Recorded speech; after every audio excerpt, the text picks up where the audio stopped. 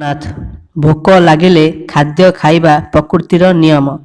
ଭୋକ ନ ଲାଗିଲେ ମଧ୍ୟ ଖାଇବା ପ୍ରକୃତି ଅଟେ ଏବଂ ନିଜେ ଭୋକିଲା ରହି କୌଣସି ଭୋକିଲାକୁ ଖାଇବାକୁ ଦେବା ହେଉଛି ସଂସ୍କୃତି। ମୁଁ ଖାଉଛି ବୋଲି ଭାବି ଭୋଜନ କର ନାହିଁ, ବରଂ ଏହା ଚିନ୍ତା କର ଯେ ମୋ ଭିତରେ ମୋର ଯେଉଁ ପ୍ରଭୁ ବିରାଜମାନ ଅଛନ୍ତି ତାଙ୍କୁ ମୁଁ ନୈବେଦ୍ୟ ସମର୍ପଣ କରୁଛି।